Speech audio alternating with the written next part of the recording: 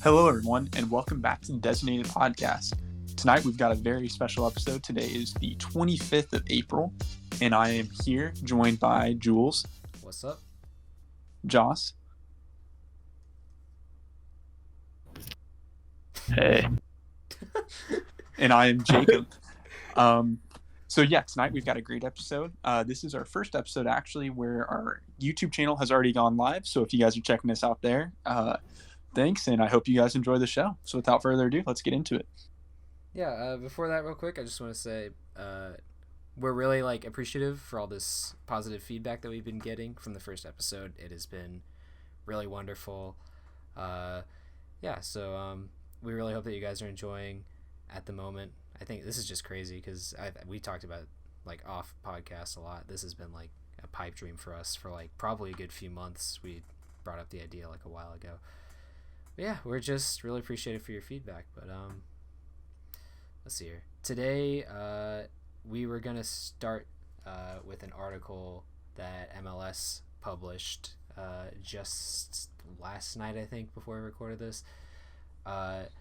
So for all you people who don't know, the ESPN documentary is out for Michael Jordan and his time at the Chicago Bulls.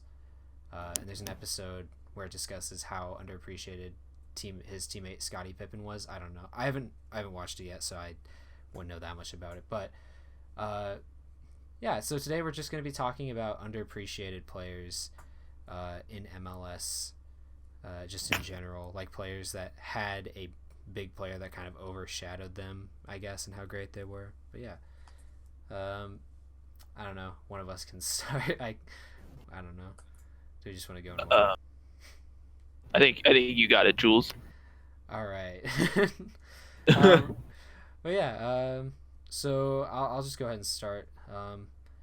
Back in 2017, the year of David Villa in MLS. Well, I don't. He won MLS MVP 2016-17, one of those years.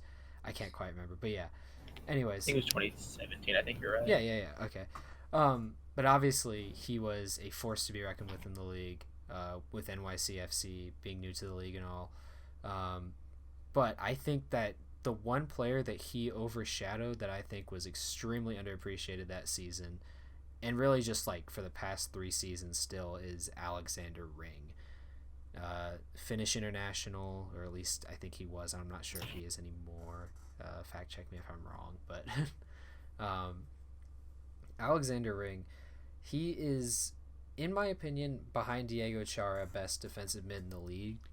And even still, sometimes he can play that kind of pivoting midfielder role where he's just going up and down the field constantly all game.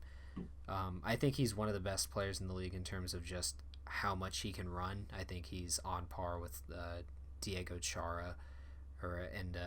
I honestly, the one thing that when Sporting signed Gadi Kinda, I said that a lot of his running and just how he gets up and down the field, I compared it to Alexander Ring when he's allowed to kind of step out of the defensive mid position.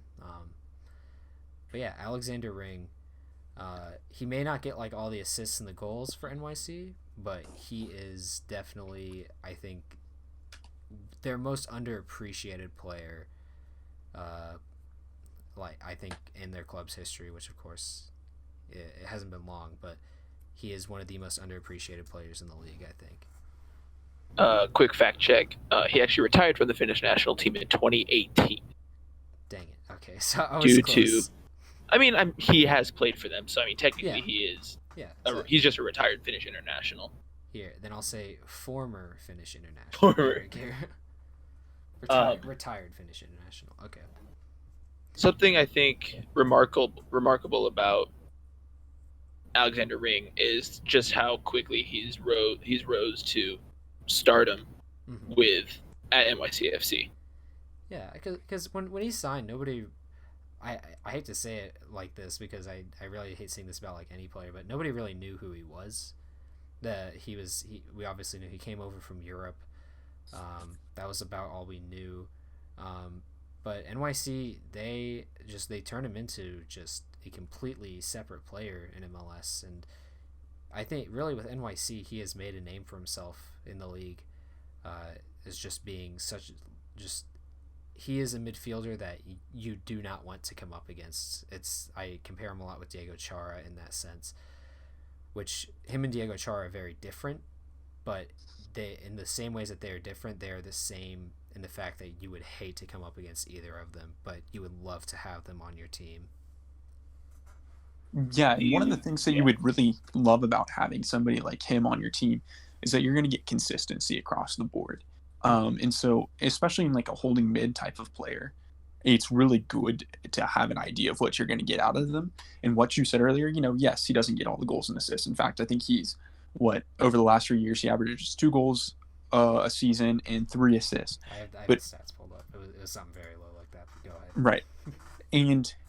But he consistently puts up about 30 games per season. I don't believe he's ever gotten a red card in MLS either.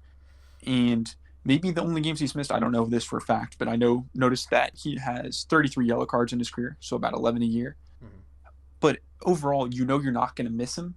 And so he's able to play in these key matches throughout the season. So that way, when it comes postseason time, somebody that you've got in there that's been a rock, and that everybody can kind of know how he plays. And therefore, that adds a level of consistency and raises the team's level of ability all across the board.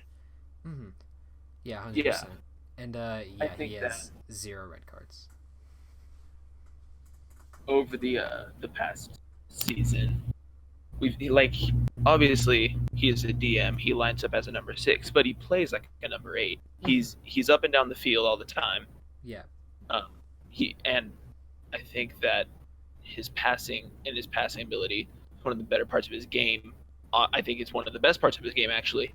But I think a more underrated part is definitely his offensive contributions, his ability to, if he could finish, that'd be better. But he's able to pop up. He's able to pop up in these pockets of space and then pick a pass that might lead to an assist, that might lead to a goal. So he gets like the hockey assist almost. He doesn't get the stat that says assist, but he gets like the hockey assist, which is, the pass that leads to the goal. This year, NYCFC again haven't been great, but Alex Ring hasn't really dropped any performance. It hasn't dropped a bad performance. He's gotten a 6.8 against Toronto and then a 7.04 against Columbus.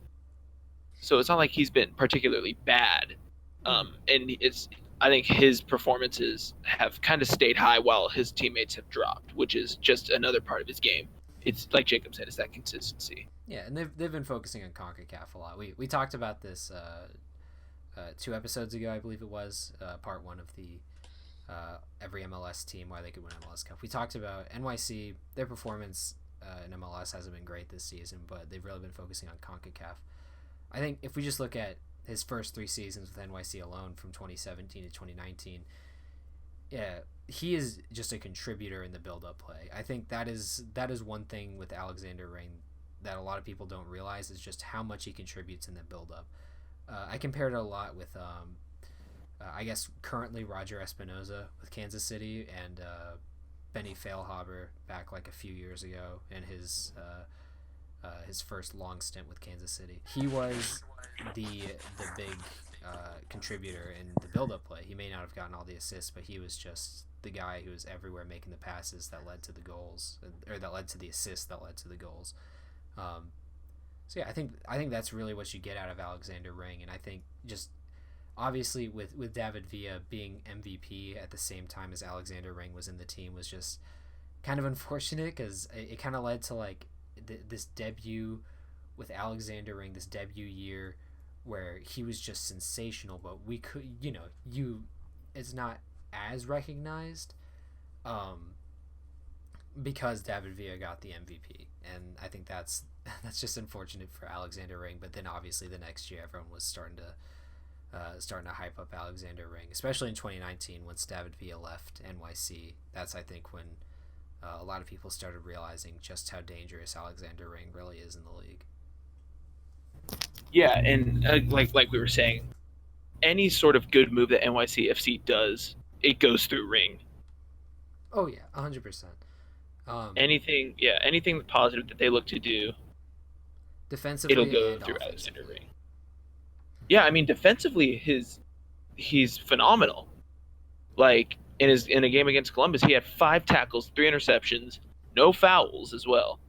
So that just goes to show, like, he's concentrated for all 90 minutes. He's able to make these crisp tackles, And honestly, the 3 interceptions, that's pretty impressive. That's pretty high for um, especially a team like NYCFC, which likes to hold the ball, possess, at least in their style, press hard. They like to possess. So it's honestly impressive for NYCFC, I think. Oh yeah. I guess that's all we really have to say on Alexander Ring. Joss, if you want to go ahead and go next with your pick that you have. So my pick is one of my favorite one of my favorite ever MLS players, and one that I really wish had played for Sporting Kansas City at some point, and that is Dax McCarty. Yes, sir. Now, Dax McCarty, first starting off, he's had a 16-year career in MLS. Mm-hmm. Outstanding. Man is a fossil. I mean, that's half his life, right? Something like that, yeah. Yeah, it's like half his life. It's crazy to think about. Call him like Cesc Fabregas. Because didn't Cesc tweet something like that? Yeah, something like that. I don't know. Yeah, I think Cesc tweeted something about him playing soccer for like half his life. But so Dax has been around MLS, been at 4 clubs, currently at Nashville. He was grossly overpaid at Nashville. Ooh. Respect him this instant. I swear. $400K a year. Okay, whatever. Continue. For a new team coming in, you gotta have that experience. And experience in MLS, like if you look up experience in the MLS dictionary, it's a picture of Dax McCarty. Now he was best at New York Red Bulls. He won 2 Supporters Shields there, as well as an Emirates Cup, like Emirates Cup, whatever. But the Supporters Shields, that's like 2 Supporters Shields. That's impressive. His time at New York Red Bulls was very he was very, very loved by the supporters of the Red Bulls. Not so much. He was one of those players that you love him if he's on your team, but you hate to play against him. That's Dax McCarty. Oh yeah, I'm pretty sure he made that. Love him on your team, hate him off your team. I'm pretty sure he made that 11. I think. Did he make that 11? I forgot which MLS writer did that a couple. That is not surprising because he was everywhere in his prime. Dax McCarty ran. He just kept going everywhere, but the MLS. But the MLS Cup. MLS Cup, yes. But MLS Cup. Hey, come on, man. Respect Dax. Respect Dax, bro. Yeah. So again, he's everywhere. Like he got called the Ginger Ninja by teammates and supporters because of his hair. Oh yeah. He was in the national team pretty recently. Like 2017 was his last call up. Yeah, I believe that's correct. I think that feels right. Yeah. So I really like Dax. He's everywhere. He's that engine. He's that engine that every team needs, that can run and just keep going for a long time.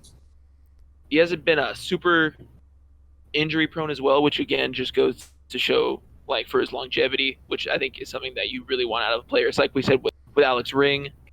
He played a lot of games. He's played a lot of games so far in MLS and will continue to do so, I hope, for the sake of the NYCFC at this point. They better hope that he stays healthy. But Dax is just, if I had to describe him in like one word, I would just say engine. I would say that he's quick, he's decisive, he's quick in a tackle, and he's also like got the best social media presence out of any MLS player. Okay, out of any Nashville player, let's keep it narrow.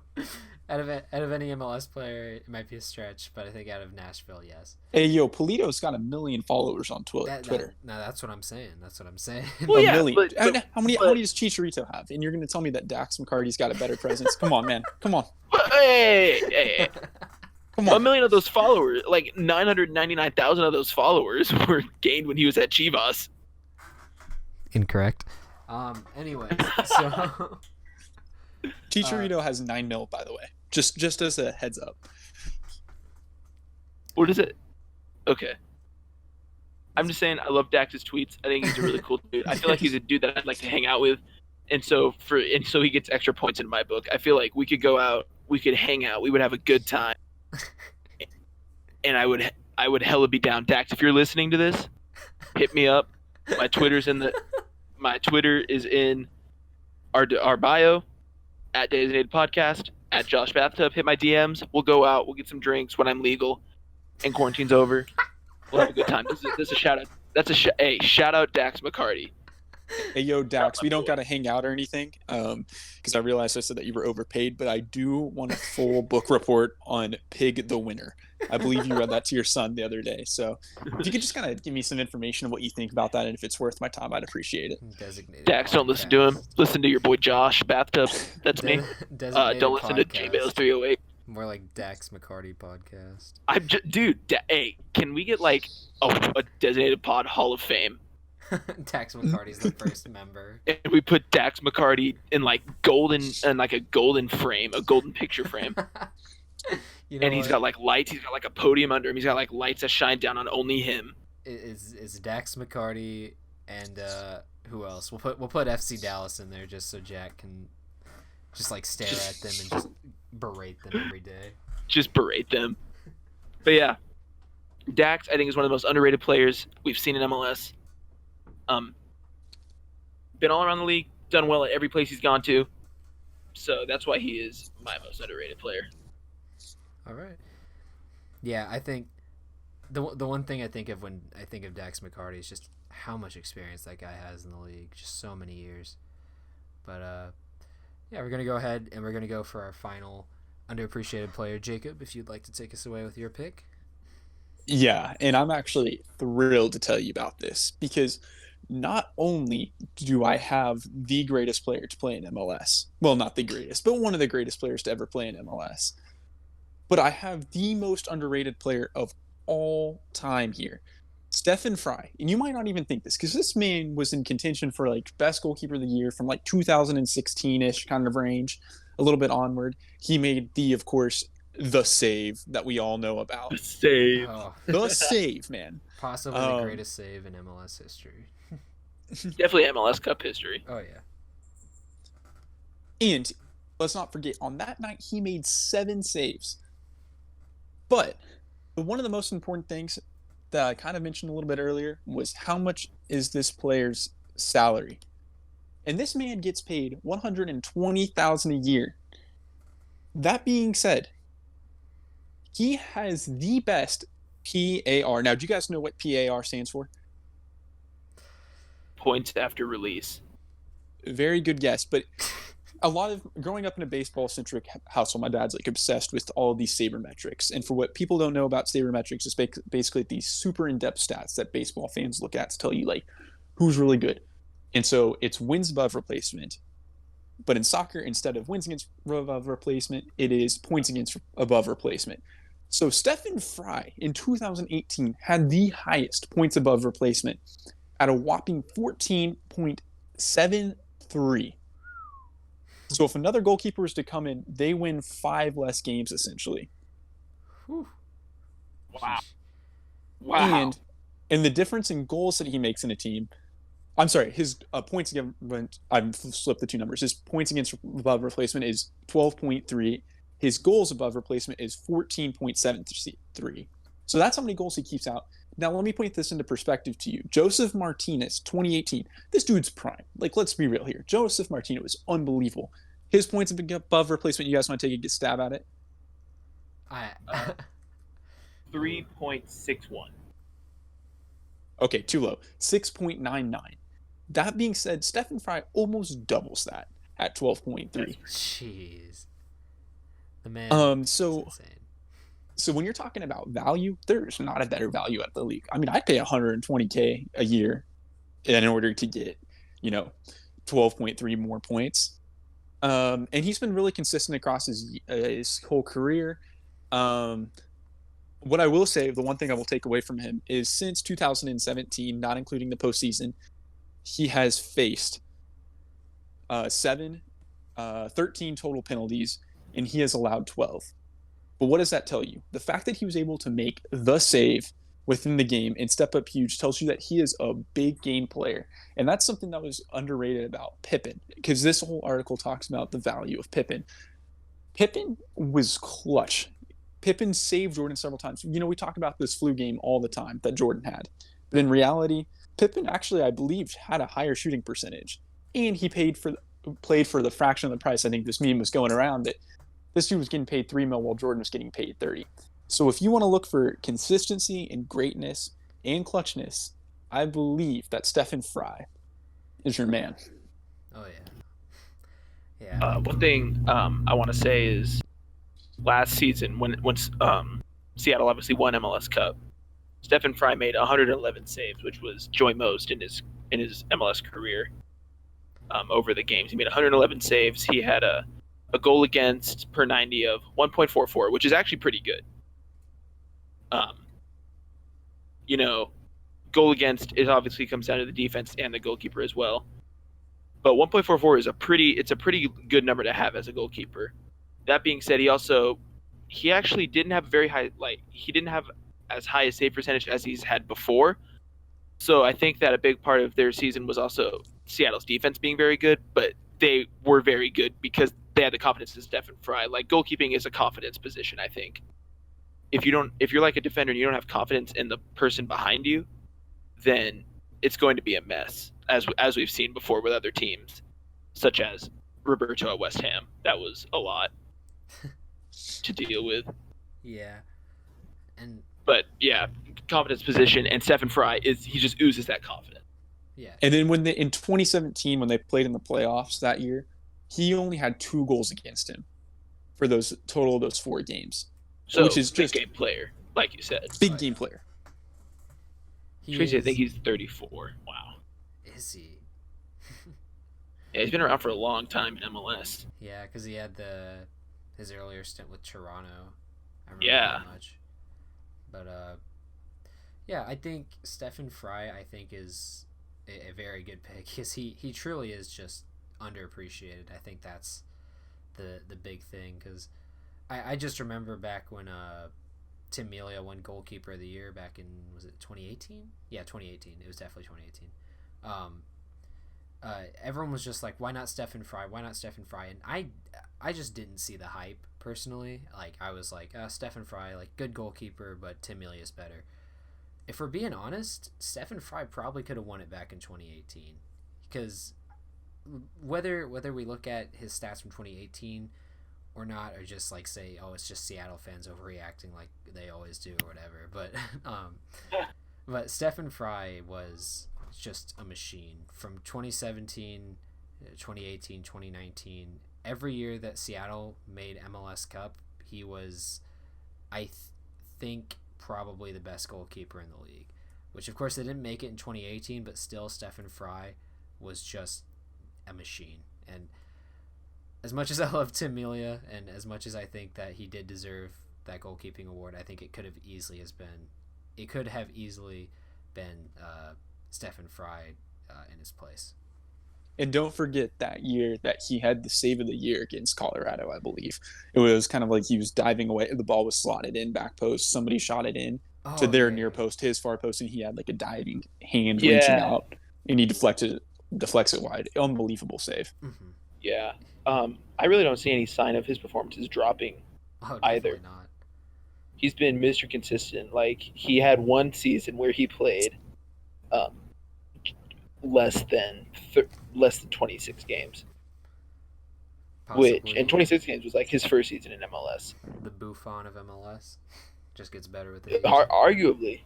He's better with age unless he leaves the club that he's at. Inserts to try to win the Champions League. To try to win the Champions League at least one time.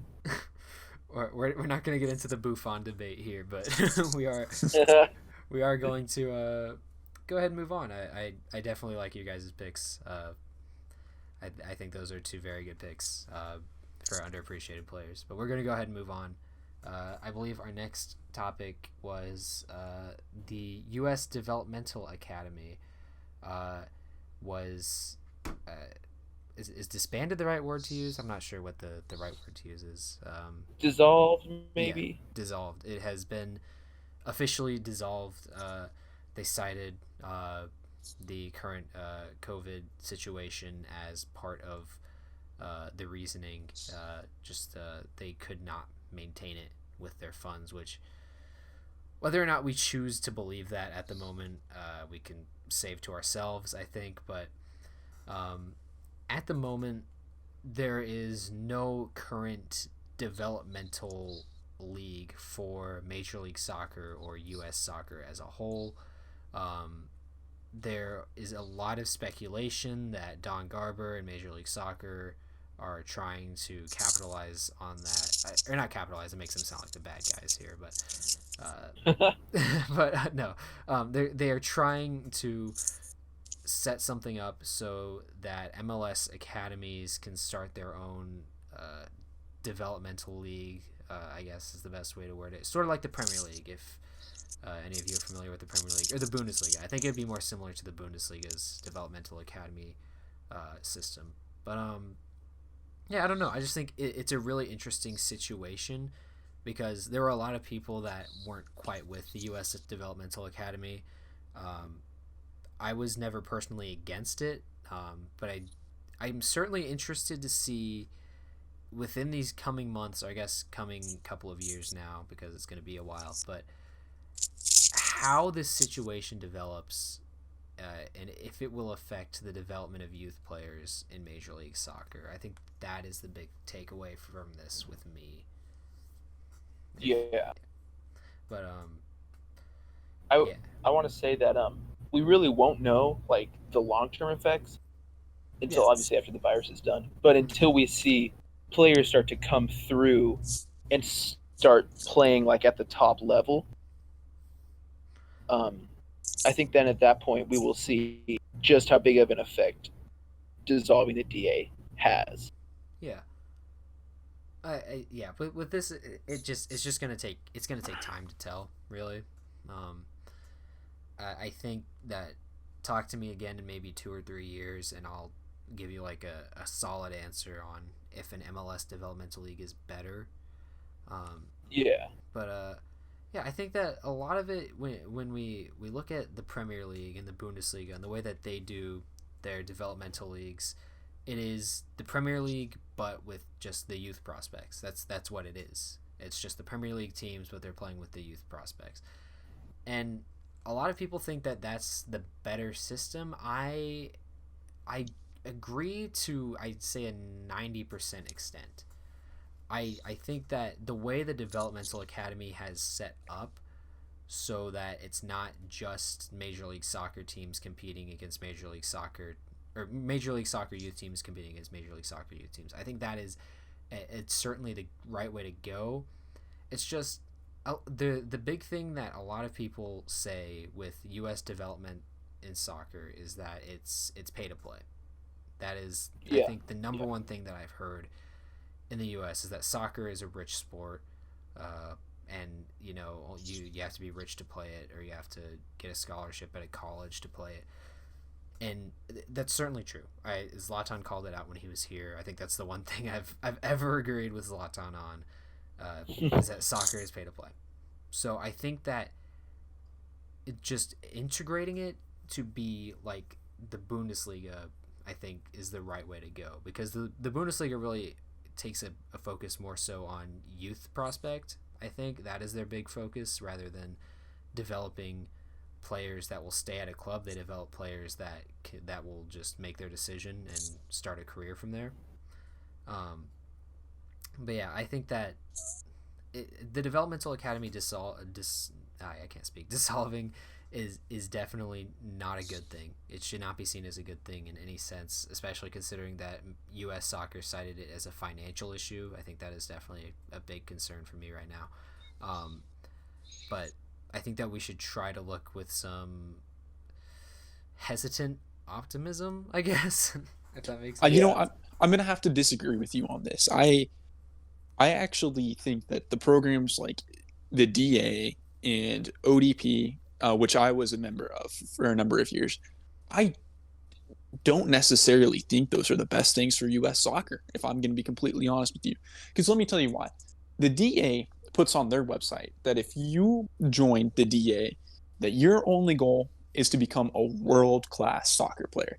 Mm-hmm. Now, what does that do? We have seen throughout the years there have been several great athletes who have played in our youth systems that have decided to drop because they want to play football in high school instead. Example, Odell Beckham Jr. So what the DA does is they force kids to become adults at the age of 14, 15, if not earlier. Mm-hmm. And it only, this extensive travel that they put on only increases this notion that you were talking about, that soccer is a rich person sport within the United States. And so I think that the DA has wonderful intentions that we can get this game out to everybody. But the truth of the matter is that I don't really think they did a great job doing this. So, for example, for me, I was a player. I played in ODP. Okay, I'm sorry. You're saying the DA was a bad idea. Yeah, I was going to say, I don't necessarily think it was great for us, ever. Okay. So we're kind of agreeing here. I'm kind of like 50-50 right now, though. Anyways, you continue. Yeah. So like I said, I was in the ODP system for a while. I played for a year, or a couple of years. And honestly, what I can tell you is I didn't get much out of it. What I got out of more was staying locally and playing local competition and developing that way. I think there's tremendous systems like the regionals and the national championships set up. Mm-hmm. But if we want to really develop this game, we got to make it accessible to people. Exactly. And that is a big part of the thing is we can't do travel. So I think the Bundesliga and the whole idea of setting up a program like the Bundesliga and the Premier League is a wonderful thought. However, the U.S. is just too spread out to do that. We can't have teams that are far away playing each other. And for a team like Kansas, the closest competition being St. Louis, that isn't great either. That is a good point. I think it would be smarter to set up more narrow regions. So we see a little bit of this in programs such as MRL, which was the Midwest Regional League, and I know there's other ones in California, in New York.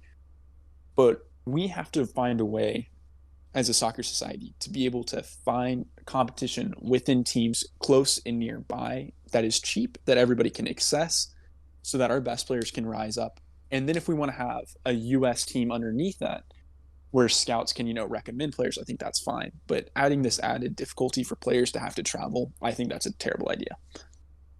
So you would say that it should just be more sort of like the Premier League, but regionally. So like region. I think so. Just because it's just too difficult. You can't really expect 14-year-olds, 13-year-olds to be traveling halfway across the country every weekend. Yeah, that's 100% fair. I agree with that.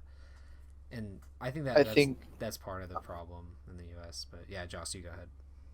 Sorry, I think that with MLS had some underlying problems with the DA, such as in this ESPN article, it says MLS didn't think that the quality of opponent was high enough for their players that they were trying to develop. Yeah, which was weird. Because there were granted there were teams there that maybe weren't, but then there were other teams that were treated unfairly, even though they went toe to toe with MLS clubs. And they were only treated this way because they weren't affiliated with an MLS team. Mm-hmm. Yeah. So I think the DA had the right idea, mm-hmm. in that developing the sport is beneficial to the country and to the future of the sport in the country. But the way they went about it was incorrect, like you guys have said. I agree with you guys that it went about it in an interesting way. Yeah, it's interesting it's no longer about the local, just small games with players that don't really have the money to play in the developmental academy. It was more so about, let's push this 15-year-old and try to get him onto the world stage, even though he's just a kid. That's what I think is definitely one of the problems with the DA, that MLS could probably fix if they do it correctly, and that's the concern right now, I think. That was one of the and I think the other thing is that with the MLS, it's a business for these teams, so they have to have their best players, or their interest, or the interest for the players, whatever is best for them in their minds, because at the end of the day, they want to see them be in products. So they're going to make sure that they're taking care of these kids' health and mental well-being, so at the end of the day, they want to play for these clubs. But in the developmental academy, that's not the case. It's all about getting them to the next level. So it's more of a system of how far can we push these kids before they're either superstars or they completely break. And I think Yeah. that's a good thing about moving it to MLS. And yeah, Yeah. as a personal experience of having played on a professional, or I guess professional soccer league would be the correct term. It's hard. They're hard on you because they're drilling just everything into your head. This is the U.S. soccer way. You either want to be a superstar or you're done.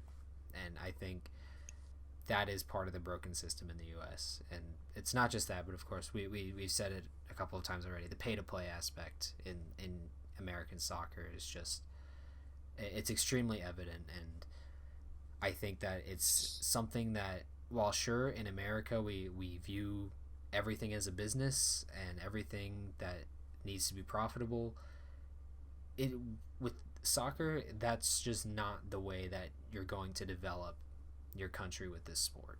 And I think that is the big takeaway with the DA, is that pay to play, it's not going to work anymore. And if one more thing, if I can add into this. Go ahead. So another thing is that oftentimes when we're developing players, if we're pushing them to play a certain play style, or we're trying to force them into systems that maybe they don't fit, or we're trying to teach them to play the American way, which, by the way, that is, I've heard this before, and I totally agree that is something you said. It is one of the worst things that can be said because the American style is currently losing to Trinidad and Tobago. But we have an American style. and that was part of my issue in my like very short time that I was with the professional soccer leagues, is that there's one style of play. You play this style or you're not a good player. And that is what's messed up about this, is if you have an extremely creative passing player, like let's say a Kevin De Bruyne type player in your academy, that just sees things that other players don't, that sees things that the coach doesn't and tries to find them, you're not going to get through as well in the U.S. as you would in Belgium or in England as Kevin De Bruyne did, or I guess with Germany too in that mix. So if you're losing to Trinidad and Tobago, if you're losing 5-0 to Brazil, your system's not going to work as well as you think it is. The emphasis on, I guess, just conforming to one style of play in a team is just an awful system of play. And in the US, it is just so prevalent. And I think that if we focus more on individuality in the US, then I think that US soccer could maybe be up there. And could definitely be the better of the North American developmental systems. And let's be very clear, the level of play that they expect is kick and run. Who's our best athletes? Soccer. Mm-hmm. And that's what's expected. So if you're not a top athlete, but you're a creative player, you've got nothing going for you because you're expected to be the physical beast if you want to be on a national team. And so, again, like you're saying, I'm not saying Kevin De Bruyne is not a good athlete, but he's certainly not the best athlete in the world. Yeah. And so you lose these players that have this level of creativity. And I just wonder, as a system, why we're doing that to ourselves. Mm-hmm. Or if you look at someone like Leo Messi, who obviously had like developmental issues growing up, he would not make it in the U.S. today. Let's face it. The second that he tries to step foot on a developmental team, he's going to be flat out rejected. And that is a massive issue. That is a fundamental issue in the U.S. at the moment with soccer, is that we are focused so drivenly on athlete. They need to be an athlete. If you're not an athlete, you're not making the team. I'm sorry. And I don't see how that is just a reasonable system in any soccer developmental academy in any place in the world. That would just not be accepted in anywhere except for America, and that is a huge problem. But yeah, like you said, if Messi were to step onto a pitch here in America, he wouldn't make it. And like you made a good point, like about him being athletes, but also the fact is that he didn't grow up rich. Mm-hmm. He was. Messi was born to a working class family in Argentina. Yeah. He wouldn't have had the money to go into the DA, to go into the DA's competitors and rise to the stardom that he's done in Spain. Mm-hmm. It's wild to think, and we just lose so much talent through the cracks. And these are cracks that we can we can, we can like plaster over them Mhm. easily. Like we follow the other countries' examples, and I think that this is what this realignment's doing, is it's looking to follow the examples of the leading countries. And one thing I do like whenever this conversation is brought up, my old high school coach, mine and Jacob's old high school coach, he said, and like he said a lot of dumb things, but he said some good things as well. And one of the good things he said is that there's like kids in Germany or Brazil that have never had like a regulated practice in their life. They just go out and they play on the street, and they're better than us, and that's true. That's pretty much how Neymar came up. Exactly. You look at a lot of the big Robinho, Brazilian Gabriel players. Jesus, there's all of them. Yeah, Gabriel Jesus, Robinho, you got Ronaldinho, Neymar. These huge legendary names that won World Cups, that Kaká, who won Ballon d'Ors, who are the best, some of the best players of all time, technically, they would not make it in the U.S. today. And it's because of this system. They wouldn't have had the chance. Like, they wouldn't have had the chance to make it. Mm-hmm. Which, when you think about the American dream, and it's like everyone has a chance. It's kind of ironic that we're the only country that does it, like that has their developmental academy like this. Mm-hmm. I mean, I think the solution comes in the fact of, I mean, you drive around Baldwin. I mean, I can't comment on everywhere, but probably if you pass 5 houses, at least 1 or 2 of them have a basketball court in them. How do we get people to have soccer balls at their feet instead of basketballs in their hand? And that's a problem, is that America has just never viewed soccer as an American sport, when it's so ironic because it's the world sport, just not if you're in America. And yeah, I think that's part of it. I think, but Jacob's also right. You drive around, you have some kids, they'll have to go a little bit of weight, like a little bit, to find a pitch that they can play on. Whereas they could probably walk down the street and their local park has a basketball court. I can speak from personal experience.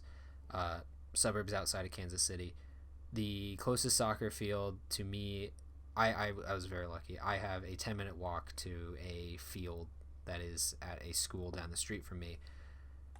It's not in very good shape, but it is there. But the closest walk for a park to me is 5 minutes. There's a basketball court there. There is just a huge open field there. No soccer goals, not a single one. Right.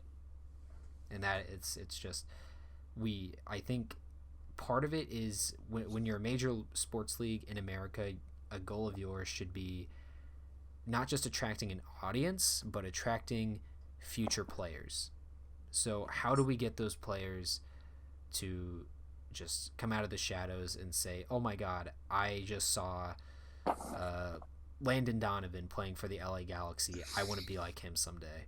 Or I just saw Gianluca Busio score a bicycle kick for Sporting Kansas City in the MLS Cup final in 2020. Shout out Busio. And I want to be like Busio, but no. It is a big problem. I think that we should probably save that discussion for another episode, honestly. But but we have one more quick thing, if I can. Yeah, go ahead.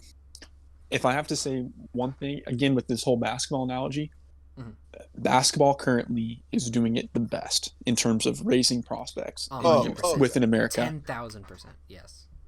And so, if the MLS or anybody wants to follow a strategy, I'd say look there. Mm-hmm. Because everywhere you look, just like every basketball story is, I saw a player, I wanted to be like them, and I trained my ass off every day.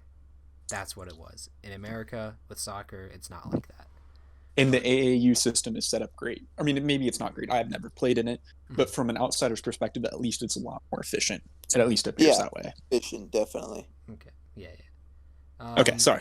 Soccer's not an expensive sport to play. You need cleats and shin pads and a ball. You don't even need cleats. I mean, I think one of the things that we need to stress more is, this whole concept of futsal, because again, we need to make this game as cheap as possible. Cleats, if you go out, they cost so much money, but you can play soccer or futsal in your tennis shoes, just as you can play basketball in your tennis shoes. Yeah, I think it was the Japanese national team. I think they did. There's like a whole story on how Japan made it like a priority to install futsal courts all around the country. Yeah, and from personal experience, I think the closest futsal court to me is definitely upwards of like a 20-30 minute drive from where I live. And I think our closest, something like 15 minutes. Yeah, and Now, granted, you can make your own on a tennis court, but if there's not that space allocated for something like that too, yeah, it might not happen. So, or you could play in like just like a hardwood floor. Even a lot of people do that. But so yeah, I guess our last topic for today. This is just going to be a quick one, real quick round. To go along with the developmental academy in our discussion. I just want you guys to pick your best homegrown player, just a player that has been brought up in the homegrown system in MLS, whether they're here or not, and just a current youth prospect in MLS that you think would be a good example of the status that MLS is at with youth prospects, or I guess just one that stands out to you in general. So you like a standout? Yeah. Okay. Just either. All right, Josh, you want to go ahead? Yeah, my standout developmental, homegrown player is Paxton Pomykal. Pomykal? Pomykal. Dude's got a great name, so that's instant stardom. We do not condone what Jack said last week about how Pomykal's name is not American. We will ignore that statement completely. He said that? You did. guys surely did not let him get away with saying that. I said we needed to move on before we got into territory we don't want to get into. Anyways. Oh my goodness. Okay. I don't even know what to say at this point. Continue. Yeah, go ahead. Paxton Pomykal, he is your all-around ideal center midfielder. He is, if I had to compare him to another men's national team player, he's Weston McKennie. And which, again, McKennie also played in Dallas's academy for a little bit, so maybe that just goes to show. Prime example of a good US Developmental Academy. Exactly. Pomykal, he does everything well to a certain degree. He's very press resistant. He's is positionally aware. He's strong in the tackle. I think it was last season he had a game where I think he won over 30 duels. Wow. Which is fine. Jeez. He had an MLS game where he won over 30 both defensive and offensive together duels. That's insane. That is crazy. That really is the Weston McKennie archetype. Exactly. So he's everywhere. He's going to be a mainstay in our national team for a long time. Honestly, he should be there now. He should be in the ranks, in the folds. Which, I think that we have a good midfield with McKennie, Tyler Adams, and then maybe Pulisic playing as that center attacking mid role. I think I don't know if I've said this in the past, but I think Pomykal could play that attacking mid role easily. Oh yeah, no, I think so. I feel like he'd be good in that attacking role. Is he a 10? I'm not really sure if he's a 10. I feel like he might be an 8. Yeah. Or maybe he's an attack, a defensive 10, like a ball-winning, ball-retaining 10, if that makes sense. I think that definitely makes sense. So, sort of like legit plays for us. Oh yeah, legit. Yeah. Pomykal, he's been eyed by bigger teams in Italy, England, and Germany, so I think it's only a matter of time before we have. I was very surprised that he did not leave in the off season, but I don't know. Oh yeah, no, I am too. I'm glad he stayed because I think that Dallas's academy is still very strong, and he's getting guaranteed minutes. So I think we'll be seeing him for at least a couple more seasons before he goes off. But as at the men's national team level, he's like a ball retaining, dueling, all around number 10 that we kind of need to complete that midfield. That's who my top homegrown player is. All right, that's a pretty good pick. Jacob, do you want to go next? Yeah, I would love to. I'm sorry, I always forget how to say this guy's name. So I apologize in Like Cole Bassett. How do you say his name? Cole Bassett, I think. Cole Bassett. Okay, thank you. So the young midfielder, center midfielder for the Colorado Rapids, got over 1,000 minutes last year, which I think is something that's pretty exciting. But kind of going along with Joss is saying, he is one of the best pressures in MLS. So when you're looking at the most pressures per 90, let me make sure I have this right here. He currently ranks 6th or 7th. Wow. And what he does so well is that he presses hard in the midfield, but he also has attacking pressure and he also has defensive pressure. So he's somebody that I would look at that's maybe potentially a good box-to-box player. And by the way, two of the players who I think might even be brought up in this discussion, he is above Gianluca Busio and Paxton in this discussion. Wow. So for somebody that's had the determination, I remember watching a few years ago, he was cut from like his MLS squad, and then, or not his MLS squad, but like when he was like 13, he was cut from his youth program. Came back, tougher, mentally strong. And then now I believe he even went over to Freiburg maybe, and then he was somewhere in the Premier League, maybe Arsenal, where he kind of was looked at by teams. But he's somebody that I think could really develop over the next few seasons, because I think he signed a 4-year contract with Colorado maybe. Mm-hmm. And I really like his passing as well. I think he's kind of got maybe that good vision on the field. And then, like I said, I'm really impressed by his pressing ability. So I think he could be really useful for the U.S. in the future. So where do you see him playing in like a national team standpoint? Is he like your number 8, your like Pomacao kind of number 10? I think that I would have him more as a number 8, but I could also see, just because he does press so well in the midfield, so I would not want to limit him by making him too attacking, nor would I want to limit him by putting him as D mid. Okay. So I think I'd have him as an 8. Okay, I was about to say before you said that attacking thing, I said, should we just mess around and make him a false 9? Yeah, I think with the U.S., there are so many midfield prospects right now. I think that's a huge choice for Greg Berhalter or any of the future U.S. coaches to make, is just who do you pick for that midfield? And I'm going to throw in another hat into the midfield ring for this discussion. And you already mentioned him with your pressuring statistic. It is Gianluca Busio of Sporting Kansas City. Now, there's a couple. Yeah, shout out Busio, bro. Gianluca, please listen to the podcast, bro.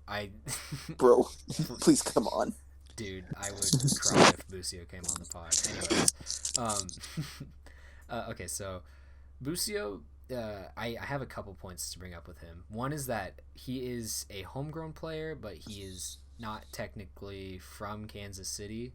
He's actually from, I believe it was North Carolina, if I'm not incorrect. Yes. Yeah. That sounds right. It is North Carolina. Yeah, okay. It was an interesting thing with me was seeing that I believe Jalen Lindsey, I probably am wrong, is also from one of the Carolina states, but Kansas City's most recent big homegrown players have not actually been from Kansas City, and this isn't a knock on Kansas City or MLS homegrown in general, but I think it really does show the lengths that scouting has gone to in MLS to find youth products. I think that it is a good thing that players are being brought in as youth players that are not technically from the home state. Now, I know that a lot of people might disagree with me on that, though. But I think it really just does go to show the scouting in MLS has really improved for youth products over this past decade. I think that is a huge takeaway from this. But like you guys said, and I feel like I'm just going to be regurgitating what you guys have been saying, Busio is a pressuring midfielder. In the statistic of highest pressuring midfielders that was recently released, I believe he was top 10, I believe, somewhere around there. I think he's further down, but he's higher up in the MLS. Yeah.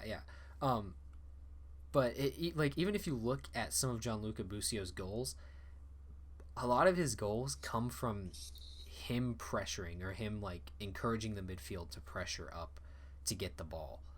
I think my specific example that I look at is last year, 2019, against Cincinnati, away goal at Cincinnati. he was just up top pressuring the keeper. He is a pressuring number 10. I think that's the best way that I would say Gianluca Busio plays for me, honestly. And a lot of people would see him more as a number 8 midfielder. I personally believe that Busio is better at attacking mid. I think that he's better at moving the ball. I think he's better at pressuring, especially with Alan Pulido up top with him at Kansas City now. But in the national team standpoint, I see that the midfield is really congested right now, and I don't know if Busio would fit in there anywhere within the next few years. I definitely don't think he will within the World Cup cycle. But I certainly think that Busio is one of the most exciting youth prospects in MLS right now, especially considering the most recent transfer rumors about him. I believe it was 7 million, somewhere around that range, from Fiorentina, which big Italian team offering for a kid from MLS is definitely something to be excited about. And let's not forget this guy's only 17 at this point. He is. So, or is he still 16? No, I think he's 17. It's always hard for me to remember because he is just so young. He has been around for 2 years now already, which is so weird for any of us from Kansas City, because we remember signing this kid when he was 15. Yeah. When he was 15, yeah. So he's 17 currently. Okay, yeah. But this kid, he can really just do just about anything. He is good at dropping back on D. He's good at pressuring. He's so good in the build-up play, and of course he can score. We've seen him score before. I just think with Kansas City, they have a very large midfield rotation right now at the moment. Felipe Gutierrez, Gadi Kinda, Roger Espinoza, Ilie Sanchez, and then Gianluca Busio, I'd say, is probably the order. So I think right now there's this weird situation with Busio where it's kind of weird. I'm not sure if he wants to leave, but I'm also not sure if he wants to stay. But I think it was definitely a good decision for Peter Vermes to keep him around for at least one more year. And I'm pretty sure that we might be saying goodbye to Busio in MLS after this season.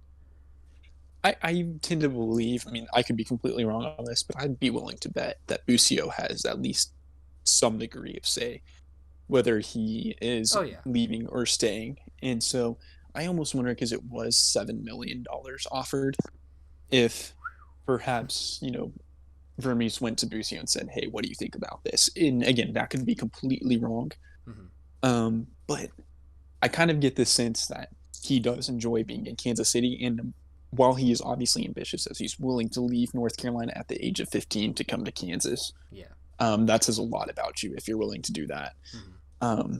I think just for him to have one hopefully solid year of MLS underneath his belt, I think that'll really help develop him and take him to the next level. 100%, yes.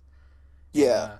Not to mention, I'm sorry, real quick, he was the captain at the U17, U18 World Cup for the US. 17? U16? U20? I can't remember. U19? It was I think it was U17. I think it was U17. I'm gonna feel so dumb watching this back. No, he played U17 because he had two games earlier with the U20s, but he played 15 with the U17s or something like that. Mm-hmm. But yeah, he was the captain at the U17 World Cup for the US. He scored a couple of goals actually. But yeah, so he has proven that he has what it takes, and I think that it's only a matter of time before we see him, Pamecao, and Cole Bassett in Europe. Yeah. Now, with Busio, like obviously we're on the topic of Busio a lot because we're all Sporting Kansas City fans. Yeah. I really like Busio, and I feel like what we saw from him this season has been like this was going to be his breakout year. Mm-hmm. We saw he hasn't started a game. He of course, Gadi Kinda has just been on fire, and Felipe Gutierrez hasn't even played yet. But from what we've seen with Busio, he has just been insane coming off the bench. He is really a clutch bench player this season. Just with how much he pressures coming off the bench, it is crucial for Kansas City. Yeah. I think that over the last 2 seasons, he's been good. I feel like his ball retention was a little iffy sometimes, but he's definitely seemed to have improved that in the 2 games we've watched him. He's already grabbed an assist as well, assisted Kyrie Shelton against Houston. You would be right. So, I think he's changed parts of his game, and he's looked better from doing so. Yes. And we this when the season resumes, we will see the Gianluca Busio that is worth the $7 million to or 15 according to Peter Vermees, $10 million. Yeah. Yeah. But going into this last year, he was already worth $3 million on the transfer market. Yeah. Because I was looking, because as soon as those rumors came out, I was like, okay, so what is transfermarket.net or whatever it is? Oh. What does it say he's valued at? Hold up, Josh. There we go. Okay. Okay, Josh is back. So I mean, I honestly don't think the 7 to 10 mil is really that unrealistic, if I'm being honest. Yeah. I think that's fair. I just think that we haven't seen that 7 to 10 million player yet. Yeah, but I think we that's will. fair. That's 100%. I would agree. And that will be this season. I'm not saying that he's never been worth 7 to 10 million. I mean, obviously, these are professionally run clubs, and I'm just a freshman in college, so Of course, I think they'll know better than I do. We are praying that the MLS season will be allowed to resume. Yeah. The most recent pushback was to June 8th. June 8th. Right now. God. But with states opening stupidly, I think. Could be earlier. It's gonna be. It might be later because Canada has a longer ban on sports. So. Okay. I mean, I think what we'll see in these next few weeks will be very telling. If these rates start to rise in these big cities that are opening, then obviously I think it'll get pushed back further. But if numbers come back and they look optimistic, then I guess And of course, Missouri is trying to open up a handful of non-essential businesses. That's at least from what I've heard recently. But yeah, just to relate it to the local level. But yeah, it's a tough situation for us in the sports world because we want soccer back. We want it back so bad. And just to be very frank, there are some idiots out there, but you know what? We'll get through it. We'll get through it. But yeah, we want soccer back, so please just stay inside, people. Yeah. But yeah, I think let's see, we're at about an hour 4 minutes. So should we go ahead and wrap things up here, fellas? Yeah. Sounds good. All right. Well, this has been the 4th episode of the Designated Podcast. Thank you all for listening or watching if you guys are on YouTube. As always, if you did enjoy this, please make sure to hit subscribe or just stick around. We do have a lot more stuff coming at you very soon. Make sure to leave a like. We do appreciate any feedback that we get as well. So, yeah, this has been Jules. Jacob? Oh. I'm sorry. Oh, no. Oh, Josh, go ahead. This has been Josh. And this has been Jacob. Thanks for tuning in. Yeah, see you guys later. Peace.